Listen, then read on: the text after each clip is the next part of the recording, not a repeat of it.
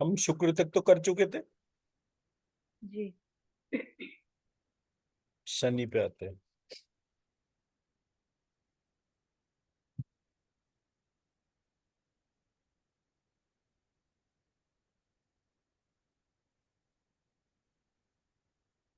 शनि में जब मैंने इसको देखा था तो मैंने इसको सावर्णी, सावर्णी को करा मैंने सावर्णी। सावर्णी से बना स्वर्णी। इसको दो तरीके लिखने के, मैं इसको ड़ व श्री,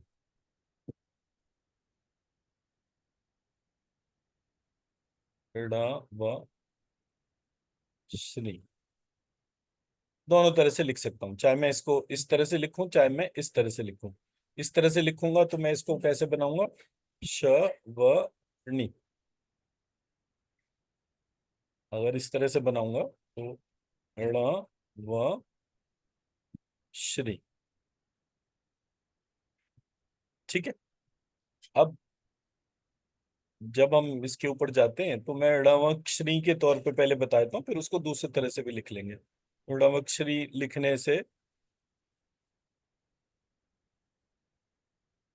ण व य श्री ऐसे करके, ई की मात्रा है तो इसलिए तो हम यहाँ पे गए ण व य श्र लिरी। ण व य श्री,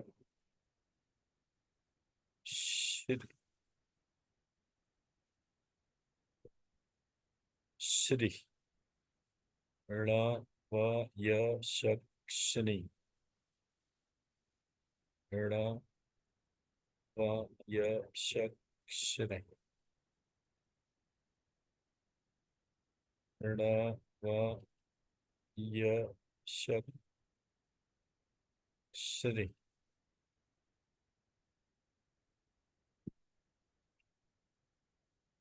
ण व य श्र।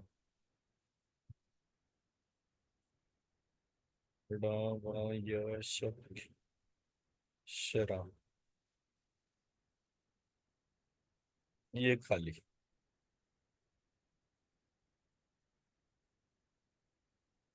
ये खाली। ठीक है जी। अब इसके जो हम टोटल को देखेंगे तो 15 और 10 25 एक ओके। 26, 26 और 4 30 और 3 33। सो 33 शनि। हमने सबसे पहले लिया था नंबर जो है 15। 15 के बाद 18, 18 के बाद 21, 21 के बाद 24, 24 के बाद 27, 27 के बाद 30, 30 के बाद 33। सो 1 2 3 4 5 6 7। ठीक है जी। तो यहाँ पर जो है हर रो और कॉलम का, अब इसको स्कैन कर लीजिए एक बार।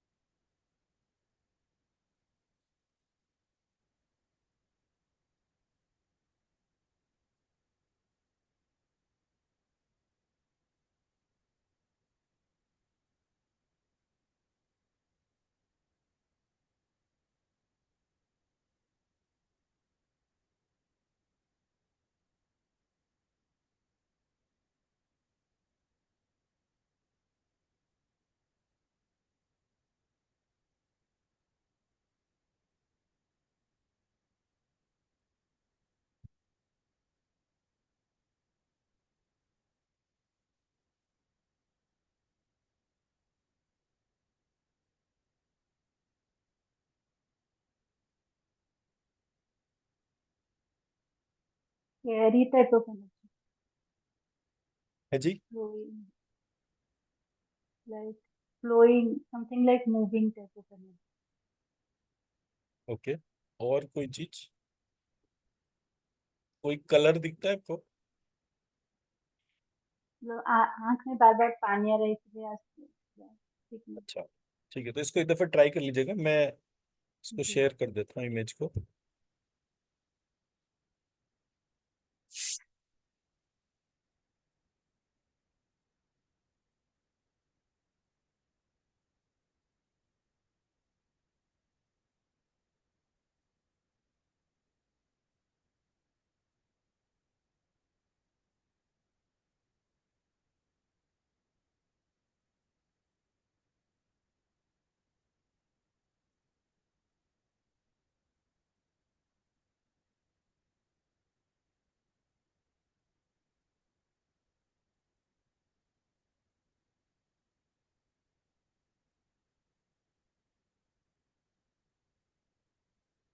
आते हैं हम राहु पे।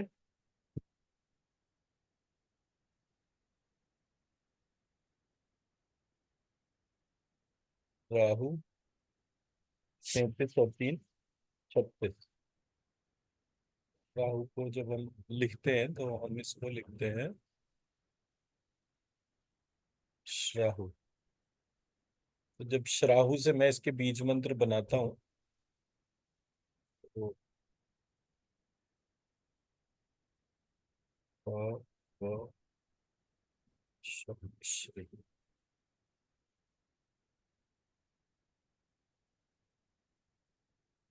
प, व, श, श्री,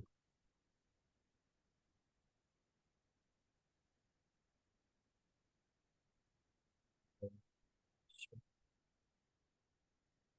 श्री, श,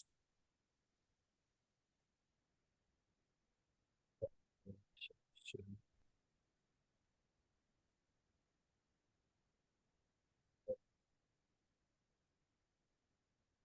पिछले वाले के ना सेंटर वाला लिखना ध्यान नहीं रहा, पिछले जी। वाली स्लाइड में वो लिखना पड़ेगा।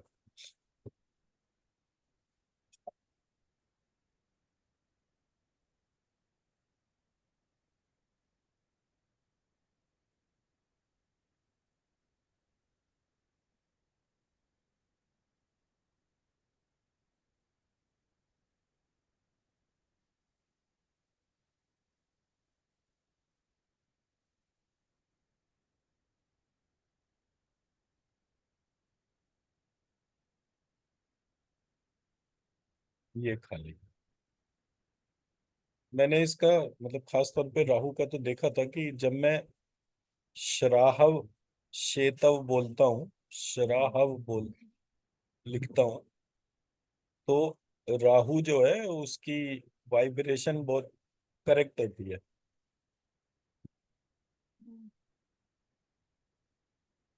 इसको स्कैन करके देखिए।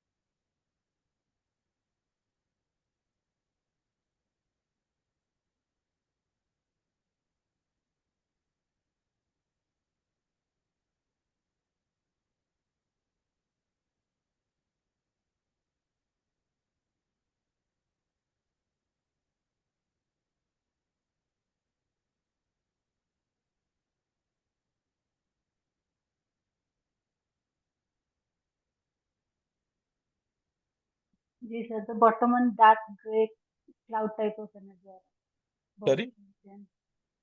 The bottom one is, the bottom one जहाँ पे लिखा है वहां पे एनर्जी याद आ रहा है, ग्रे टाइप ऑफ। श्राहु में कौन सा कलर दिख रहा डार्क ग्रे। है? शराब में डार्क ग्रे तो नहीं आना चाहिए, ब्राउन का शेड होना चाहिए।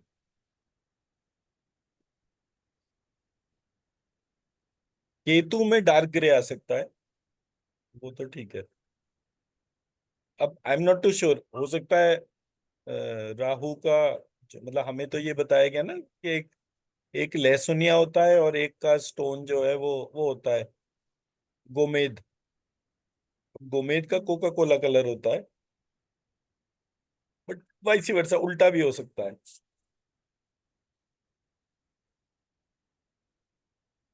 मतलब ये, मतलब हमारे यहाँ कितनी गड़बड़ है हमें नहीं पता, बट आप इसको, गोमेद का कोका कोला कलर होता है, ट्रांसपेरेंट कोक कलर होता है। और लहसुनिया जो है जिसको कैट्स आई कहते हैं, वो ग्रे कलर उसका प्रिंसिपल कलर माना जाता है।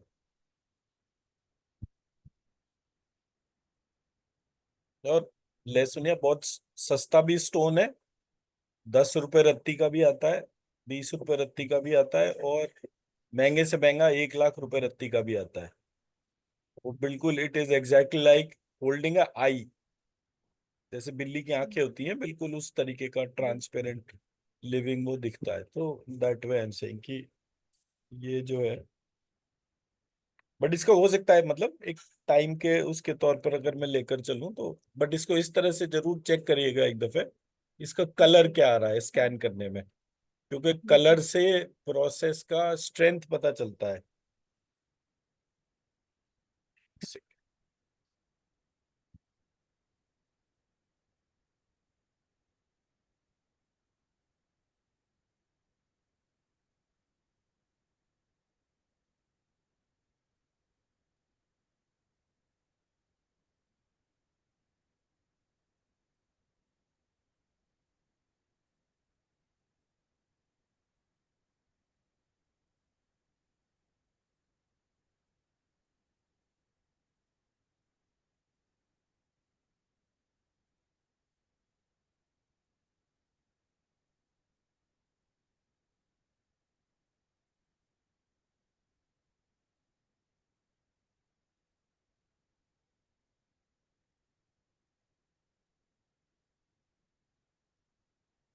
तो मंगल और केतु की युति शुरू हो गई है,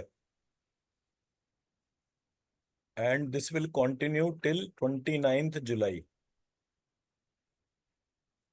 7 जून से शुरू हुई है। तो मंगल और केतु जो है सेम पोलैरिटी वाले वो हैं, तो इसको स्ट्रेंथ मिल जाती है।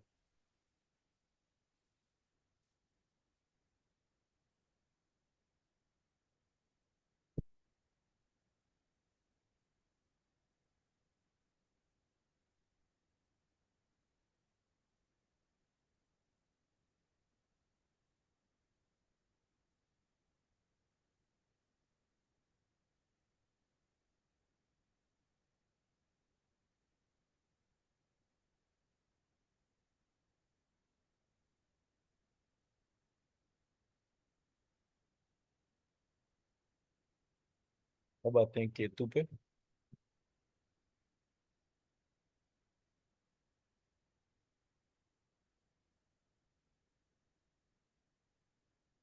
केतु जो है उसका नंबर है 39, 13, 8, 7, 30 और 9, 39 ग्राम। तो 39 इसका नंबर है। और 39 के हिसाब से इसका, जब हम इसको शेतव इस प्रकार से बोलते हैं, तो ये एक तरीके की रेमेडी होती है। तो मैं अगर शेतव के नाम से जो है इसके बीज मंत्र बनाऊंगा,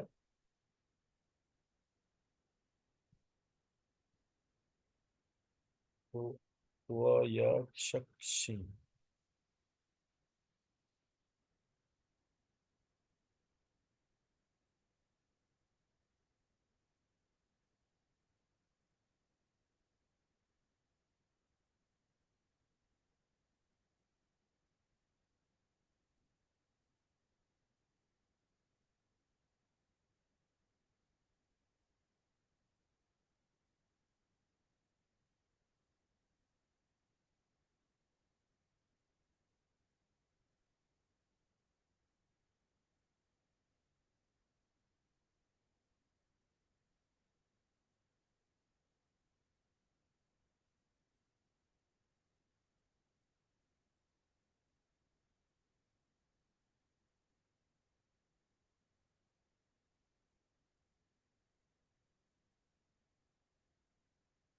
अब इसको स्कैन करके देखिए।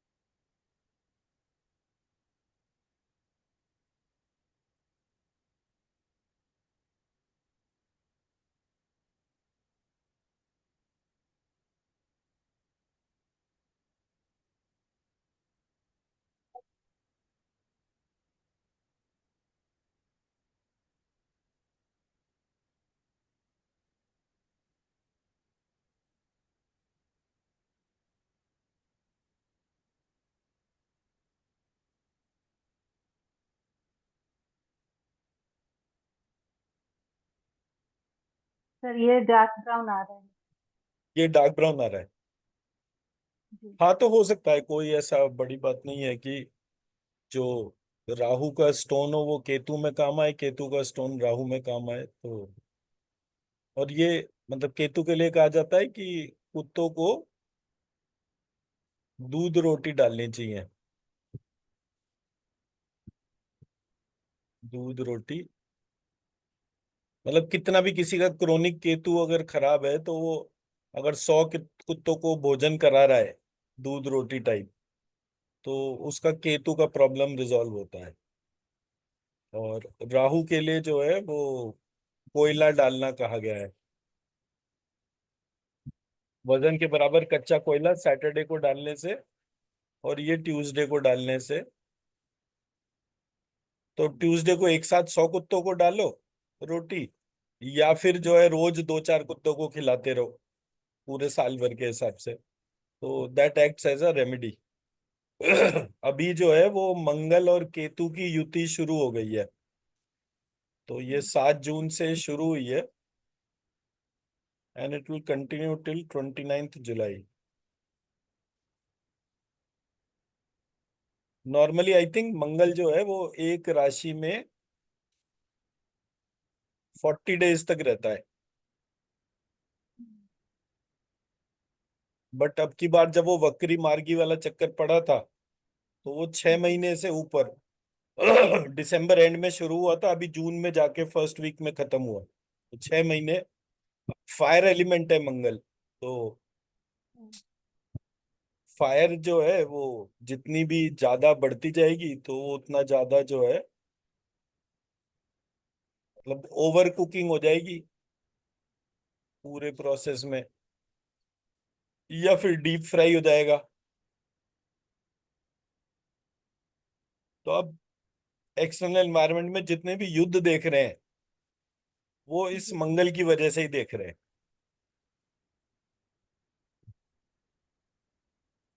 और टेक्निकली मतलब आज जो है वो, जो हम हम्म। काल सर्प दोष की बात कर रहे थे, वो टेक्निकली अब खत्म हुआ। बट वो अभी खत्म होते होते भी उसका जो इफेक्ट है वो 29 जुलाई तक जाएंगे। 29 जुलाई को जब मंगल जो है केतु के बाहर आ जाएगा, हम्म। तब सारे जी। प्लैनेट जो हैं वो राहु केतु के हिसाब से अंदर होंगे, सिर्फ मंगल बाहर होगा। सो मंगल बाहर होते ही कालसर्प दोष जो होता है वो खत्म हो जाता है। हम्म। कालसर्प का मतलब ही होता है कि राहु हेड मान के केतु टेल मान के उसके बीच में जी। उसको जो है हम टेकअप करें। हम्म। मैं मेरा पॉइंट समझा पाया? मैं जी। ये शेयर कर देता हूँ आपको।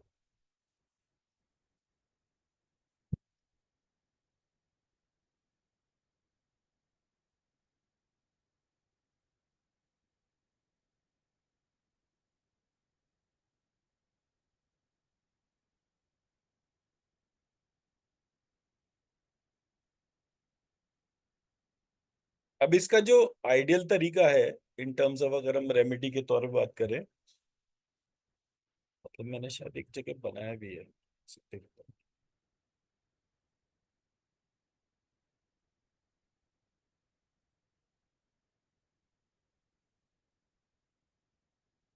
मैं एक तो ये वाला स्लाइड शेयर कर देता हूँ।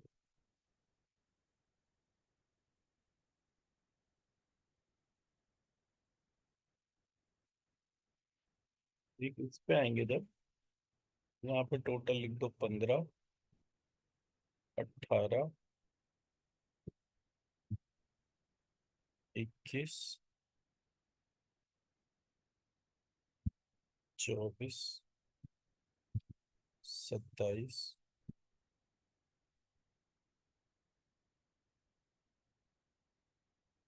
27, 30, 33, 36, 39। इसका किसी भी एक रो का वो टोटल देखिए 15।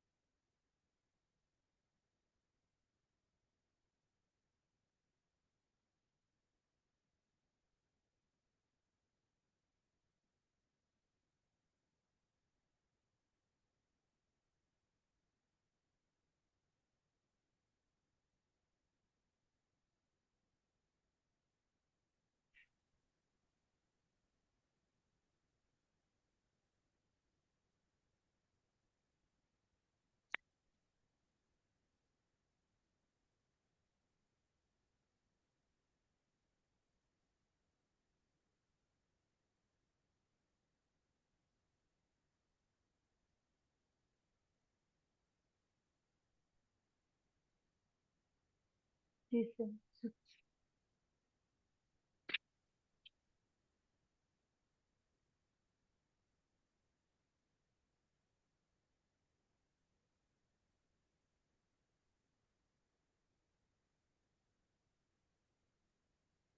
ये इमेज देख रहे हैं?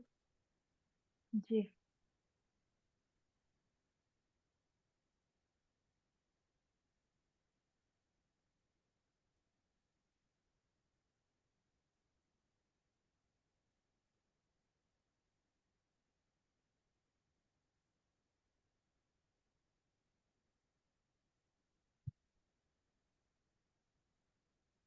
ये इमेज दिख रही है आपको?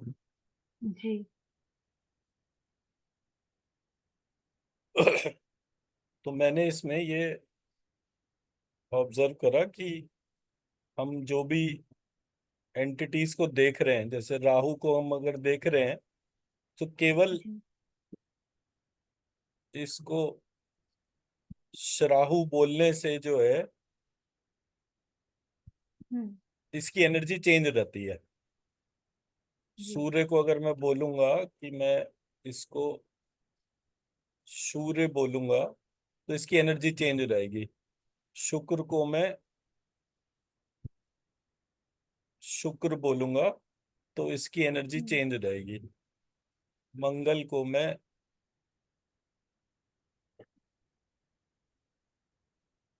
इस तरह से लिखूंगा, तो इसकी एनर्जी चेंज हो जाएगी। बृहस्पति को मैं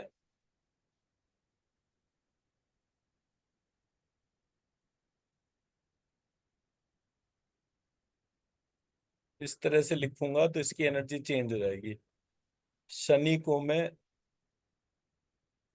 स्वर्णी लिखूंगा, तो इसकी एनर्जी चेंज हो जाएगी। चंद्रमा को मैं सोम लिखूंगा,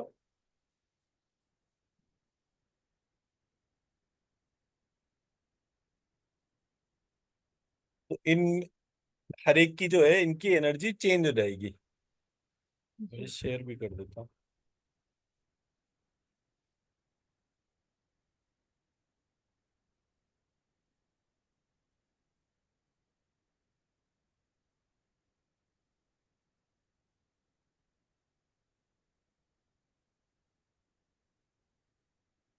अब आते हैं इस पे। हम्म।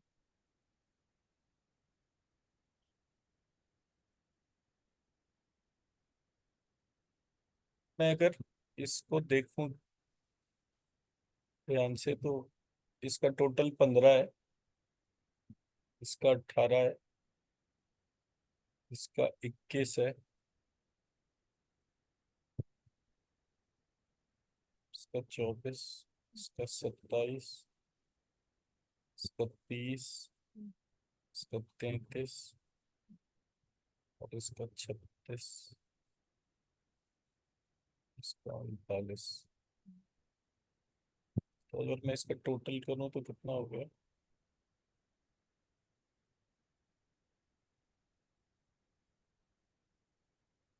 24 प्लस 39 प्लस 18, इस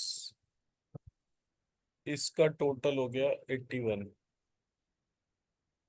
अब 15 प्लस 27 प्लस 39, तो इसे आप किसी भी एक्सेस में गिनेंगे, हम्म। तो इसका टोटल 18 हो गया, 81 हो गया। H1। जी। ठीक है।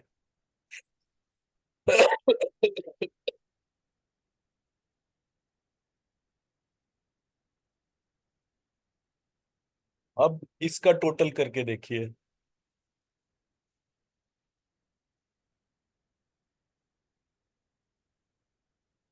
13 और 7 20 और एक 21, 21 और 10 31 और 5 36, 37, 43, 43 और 8 51, 51 और एक 52 और 10 62, 62 और 6 68, 69 70 71 और 10 81। हम्म। मैं मेरी बात समझा पा रहा हूँ? तो जब जी। मैं इस शीट को, अब यहां हम्म। पर मैं क्या करूं, यहां पर सिर्फ मैं इसको लिख दूं राहु, सूर्य,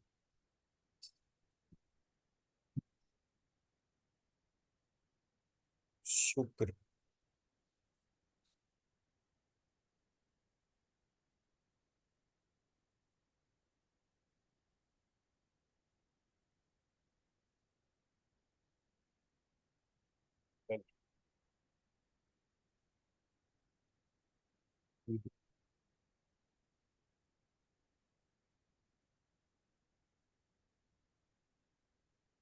स्मरणी।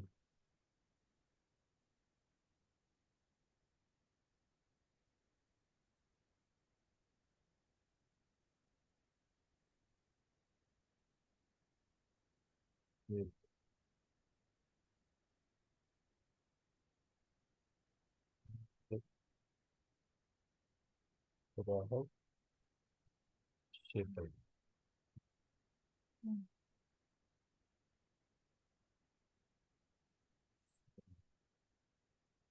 तो इसकी एनर्जी जो है हम्म। वो चेंज हो जाएगी।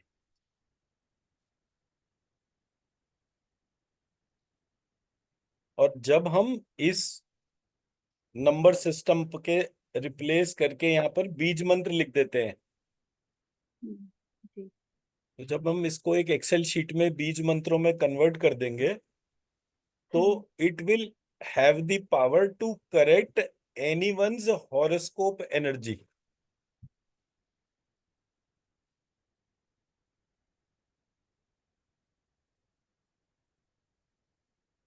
मतलब मैं ये मेरी एनर्जी उठा के और हाँ, कैसे? मतलब ये एनर्जी उठा के आप अपनी हॉरोस्कोप के ऊपर डाल दीजिए।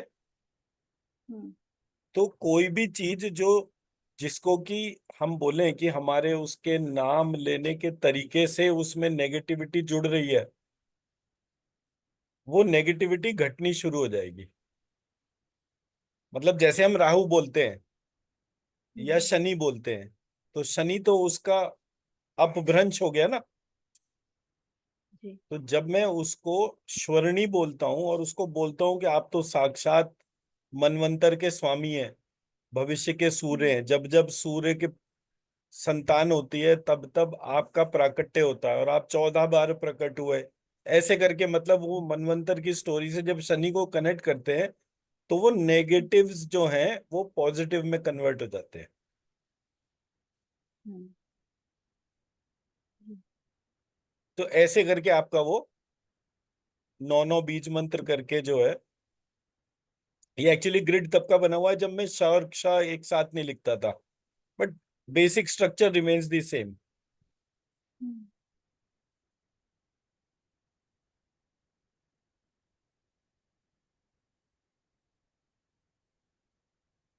और ये इनका पंचदशी स्वरूप हो गया। मतलब इस एस्पेक्ट में जब भी हम कोई चीज देख रहे हैं, यहां से हमारे को ऑर्डर का डिफरेंस पता चलता है। मतलब जब मैं यहाँ पर कोर सेंटर को ऑब्जर्व कर रहा हूं, तो ये जुपिटर है, हम्म। अर्थ एलिमेंट है। हम्म।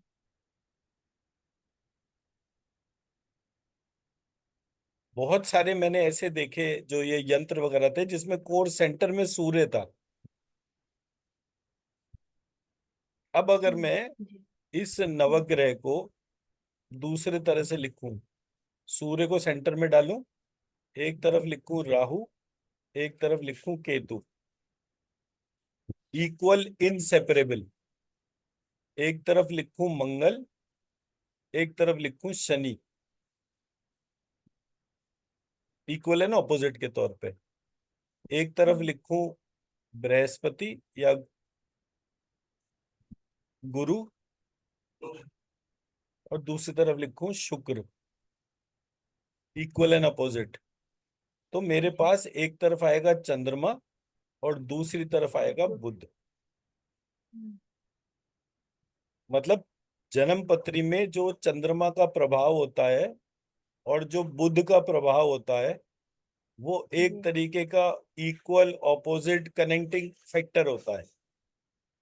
जो राहु केतु का होता है, जो शनि मंगल का होता है, जो गुरु और शुक्र का होता है, इन सबकी कनेक्टिंग कॉर्ड सूर्य है। क्योंकि सूर्य जो है वो जन्म पत्री में आत्मा का कारक होता है। हम्म,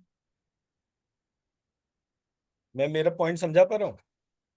जी मैंने अगर यहाँ पर बीच में सूर्य डाल दिया तो ये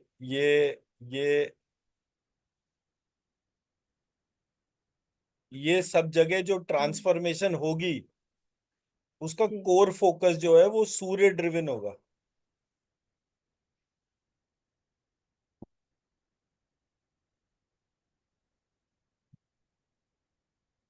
भाई टेक्निकली अगर आप देखो तो सोलर सिस्टम में कोर सेंटर में तो सूर्य ही है ना। जी हाँ बाकी सब तो उसके इर्द गिर्द घूम रहे हैं। हाँ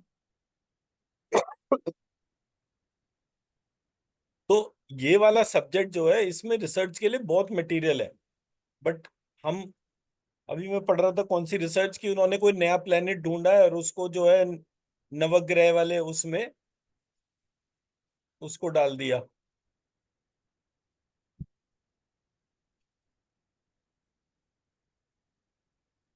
न्यू प्लेनेट करके जो है, नाइन्थ प्लेनेट करके कोई नया निकाला है उन्होंने। तो मतलब ये सारे के सारे मिसनॉमर्स है। मतलब वो प्रूव ये करना चाहते हैं कि हमारे को हमारा सिस्टम नहीं पता, बट हमारे सिस्टम की एक इंटेंशन है, उस इंटेंशन को वो नहीं हम्म, देख पा रहे। फॉर एग्जाम्पल जब मैं ये कह रहा हूं कि चंद्रमा और बुध को देखिए, दोनों इक्वल एंड ऑपोजिट के तौर पर है। चंद्रमा किसका स्वामी है? मन का। जी बुध किसका स्वामी है? इंटेलिजेंस का। हम्म, तो किसी की जन्म पत्री में अगर चंद्रमा नेगेटिवली प्लेस्ड है, जी राहु केतु शनि इसके साथ में है और बुध भी उसी तरीके की सिचुएशन में है, वो टोटल डिजास्टर होगा मानसिक रूप से।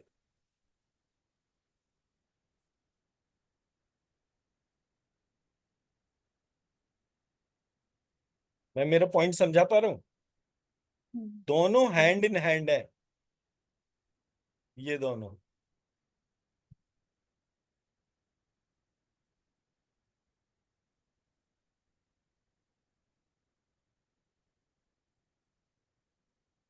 तो छोटे छोटे पॉइंट्स के ऊपर हमारा प्रिडिक्शन सिस्टम और उसके रेमिडियल एक्शन चेंज हो जाते हैं।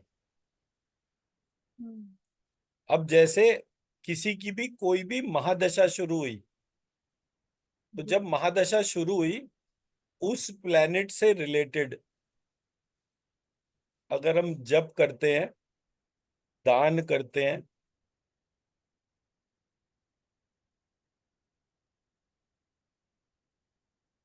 हवन करते हैं, उन रिस्पेक्टिव डेज में जिसमें वो पड़ता है,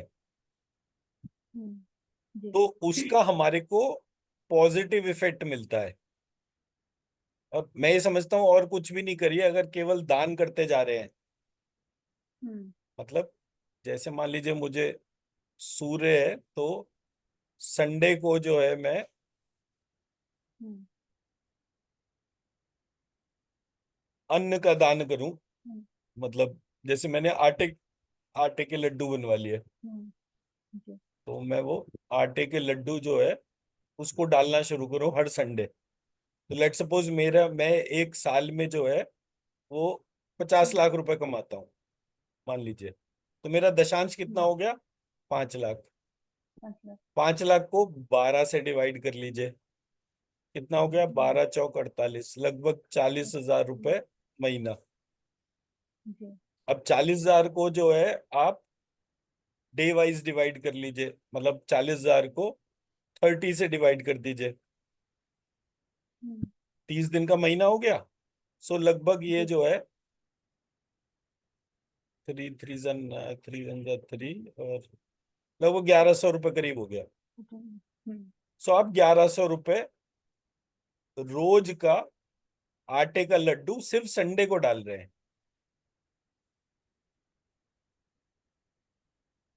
अब अगर हम्म। किसी व्यक्ति की एनुअल इनकम 50 लाख की बजाय 5 लाख है, तो उसका वो वैल्यू 50,000 होगा। तो तो ये जो वैल्यू 1100 रुपये है, ये घट के 110 रुपये आ जाएगी। जी। किसी की 50,000 रुपये साल की अगर होगी, हम्म। तो वो जो है 11 रुपये रोज पर आ जाएगी। मैं मेरा पॉइंट समझा पाया? जी। किसी भी जगह आप जो भी वैल्यू दशांश के तौर पे केवल खिलाने में खर्च कर रहे हैं, हम्म। उसका जो स्ट्रेंथ है वो बहुत डिफरेंट है। तो मेरे गुरुजी कहते थे, जब आप किसी को एक रोटी डालते हो, तो 40 दिन बाद 40 रोटी आपके अकाउंट में आती है।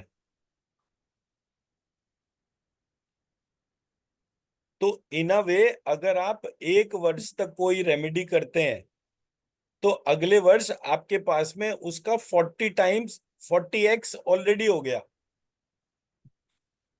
जी। और आप बिल्कुल निपट भिखारी टाइप के भी हैं, तो हम्म। आपको भगवान जो है 3-4 रोटी सुबह, 3-4 रोटी शाम को तो देता ही है। जी। तो आप उसमें से भी 1 रोटी तो रोज की निकाल ही सकते हैं ना। हम्म। मेन पार्ट इंटेंशन का है। जब नहीं है, तो हम कहते हैं अरे हमारे पास नहीं है। जब है, तो हम, जी। तो अभी वो किसी ने उस दिन पैसे डाले थे अकाउंट में, तो बोले मैंने प्रॉपर्टी डीलिंग का काम करा, तो मेरे को फायदा हुआ, तो मैं उसका दशांश आपको डाल रहा हूँ। मैंने, भाई उसका कोई मतलब ही नहीं। मैं उसमें पात्र ही नहीं बनता। आपको वो खिलाना है। हम्म। आप कोई चीज दे रहे हो, ठीक है, मैं तो उसको आपका एडवांस मान लूंगा। जब क्लासेस होंगी तब आप उसके तौर पे, क्योंकि जब क्लासेस चल रही थी तब उसमें कोई आपने पेमेंट नहीं करा, तो जब आप करोगे क्लासेस तब उसमें वो एडजस्ट हो जाएगा। So that is not the point. मुझे देने से उसका 40 गुना किसी को नहीं मिलेगा। अगर 40 गुना प्राप्त करने की इंटेंशन से कोई कर रहा है, तो उसको जी। जिसके निमित्त है उसी को देना है। हम्म। और मैं तो दान खाने वाला ब्राह्मण ही नहीं हूं। मैं तो हर चीज का एक फिक्स चार्ज और वो वाला प्रोसेस, ना ही मैं साधु हूं, तो मैं तो उस तरीके के प्रोसेस को कभी बोलता ही नहीं। बट मेरा कहने का ऑब्जेक्टिव ये है कि जो दिन है, उस हम्म। दिन पर, अब मान लीजिए संडे आया, तो संडे को हम्म। आपने जो है वो 1100 रुपए के लड्डू जो है, वो पीपल या बरगद के पेड़ के नीचे, या फिर मछलियों को वो खिला दिए, आटे के लड्डू। जी। तो उससे अगर किसी का सूर्य खराब होगा किसी भी पॉइंट ऑफ टाइम पर, तो वो जो है उसके इल इफेक्ट्स फिनेंशियल नहीं होंगे। हम्म। फाइनेंशियल प्रॉस्पेरिटी बनी रहेगी। जी। सोमवार को हम्म। आपने 1100 रुपये दूध, सॉरी दूध नहीं, दही, जी। दही की लस्सी बनाई और सब में बांट दी। ठीक है। या हम्म। दही की लस्सी नहीं हुई तो चावल, 1100 रुपए के चावल लिए, वो चावल को जो है उसका कर्ड राइस बनाया, और कर्ड राइस बना के सबको बांट दिया। हम्म। मंगलवार आया, तो आपने उसके बेसन के लड्डू करे, या फिर तिल और गुड़ या फिर रेवड़ी। ये आपने 1100 रुपए की खरीदी और सब में डिस्ट्रीब्यूट कर दी। हम्म, बुध जी। आया, तो बुध के लिए जो है आपने हरा चारा या फिर एनीथिंग ग्रीन। अब हरे रंग का क्या क्या होता है, ग्रीन वेजिटेबल्स होती हैं।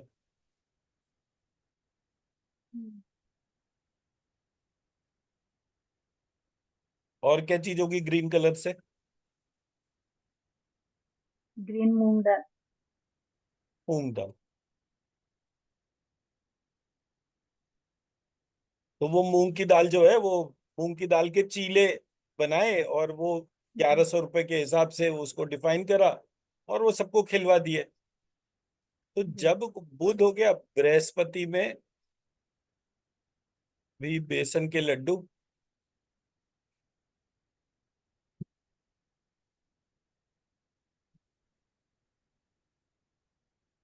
ठीक है, बेसन के लड्डू जो है वो थर्सडे को हम्म, पीपल और बरगद के पेड़ के नीचे। फ्राइडे को शुक्र के दिन same quantity pertaining to milk hmm, या खीर। हम्म, सैटरडे को कोयला,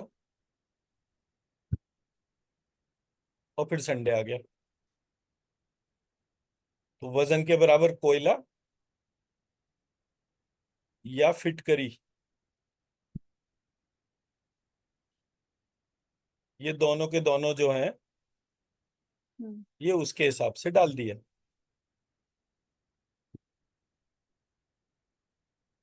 जी।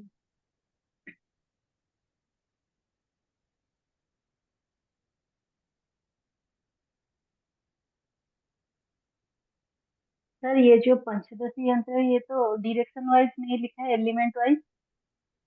नहीं, ये डायरेक्शन से इसका कनेक्शन नहीं है।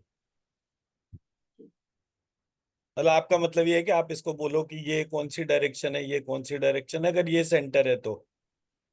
हम्म, यही मतलब हुआ ना आपका? जी। हाँ, तो ये हाँ। उस तरीके से नहीं है। हर नॉमेनक्लेचर के अंदर कुछ ना कुछ एक पार्ट प्रकट में होगा, एक पार्ट जो है अप्रकट होगा। हम्म,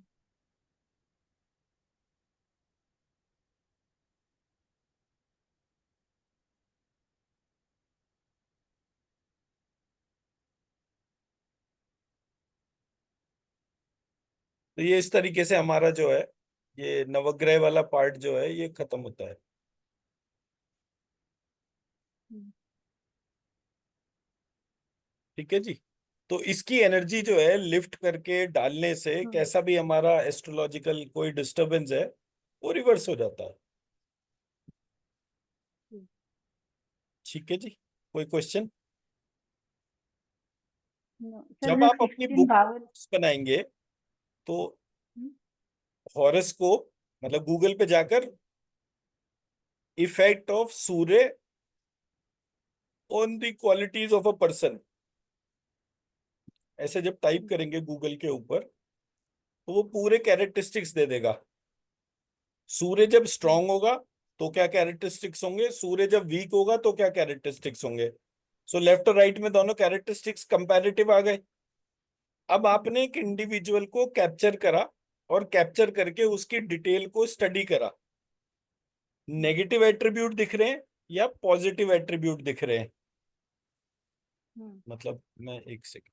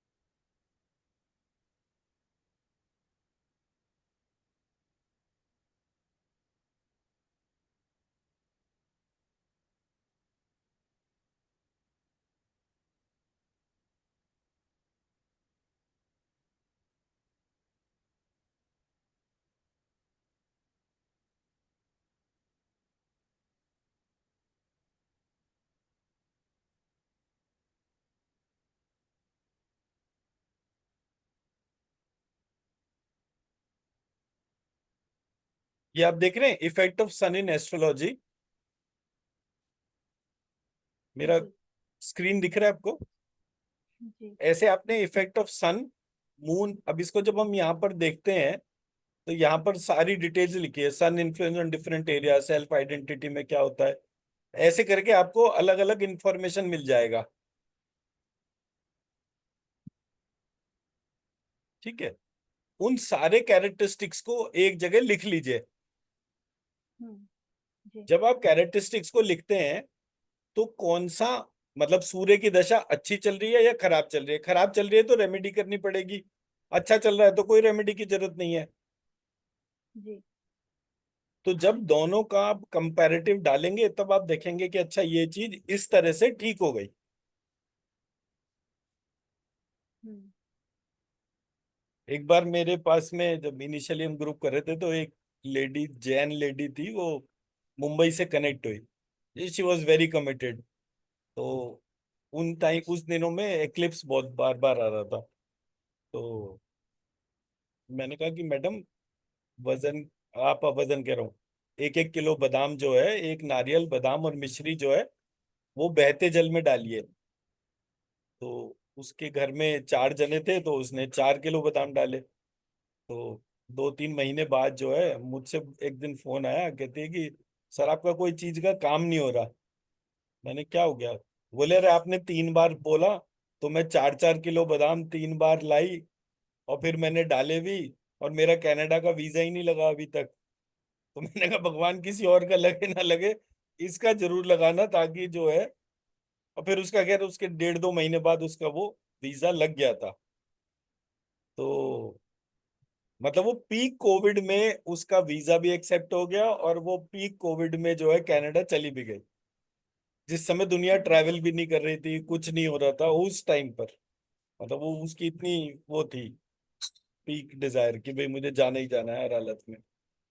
तो रेमेडीज काम करती है, सही रेमेडी सही समय पर अगर हो जाती है तो उसका इन्फ्लुएंस, हम्म उसका इफेक्ट बहुत मिराकुलस होता है। ये मेरा पॉइंट है कहने का। जी ठीक है जी। तो जब इसका हम डॉकेट बनाएंगे तो मतलब वो डॉकेट में ये सारे पॉइंट्स को कैप्चर करेंगे कि सिम्टोमेटिकली सूर्य जब स्ट्रांग होता है तो क्या सिम्टम्स होते हैं, वीक होता है तो क्या हम्म सिम्टम्स होते हैं, वीक और स्ट्रांग की रेमेडीज क्या है। हम्म, तो जब आप किसी को रेमेडी बताएंगे, जैसे नॉर्मल रेमेडी क्या है, सूर्य को जल चढ़ाना।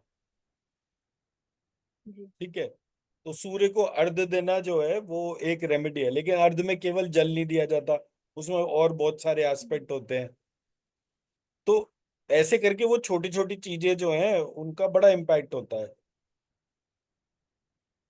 हम्म, जी ठीक है ना? तो लाइकवाइज हम इस पूरे प्रोसेस को लेकर चलेंगे। तो मैं आज या कल में बैठ के वो डॉकेट भी बना दूंगा। आपको टाइम मिले तो आप बना लीजिएगा एस्ट्रोलॉजिकली कौन सा बहुत अच्छा सा डॉकेट हो जिसमें कि सारे पॉइंट्स कवर हो जाए। तो आप ये आइडेंटिफाई कर सकते हैं कि जो 81 वाला ग्रिड है, हम्म तो वो ग्रिड जो है उसमें बीज मंत्र और वो सारी चीजें आ रही हैं, तो वो grid is a problem solver for randomly any kind of दिक्कत। हम्म, जी ठीक है ना?